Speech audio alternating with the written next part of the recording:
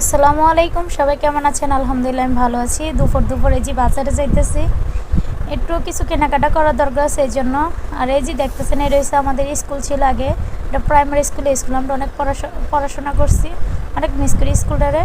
তো এই তো বাজারে আসার জন্য অটোতে উঠে গেলাম। তো আমাদের বাড়ি থেকে কিন্তু বাজার বেশি একটা দূরে না। তো এই তো বলতে বলতে আমরা বাজারে এসে পড়লাম। এই বাজার নাম হচ্ছে সুজাতপুর বাজার। কে কে চিনেন অবশ্যই জানাবেন, যারা মতলবের তারা তো অবশ্যই চিনবেন। তো এইদিকে এই যে মুরগি কিনবো, তো নানা নানু গেল, আমি এক সাইডে দাঁড়িয়ে আছি। এই যে নানাই গিয়ে দুইটা মোরগ কিনে নিয়ে আসলো। তো আপনাদের এদিকে দেশি মোরগ কত কেমন দাম? আমাদের এদিকে কিন্তু অনেক দাম। তো এই যে কেনাকাটা শেষ করার পরে যে আমার বোনের জন্য কাপড় চোপড় কিনলাম, এদিকে নানার জন্য পাঞ্জাবি পায়জামা কিনলাম। কেনাকাটা শেষ করতে করতে এই যে এদিকে অনেক বৃষ্টি হয়েছে।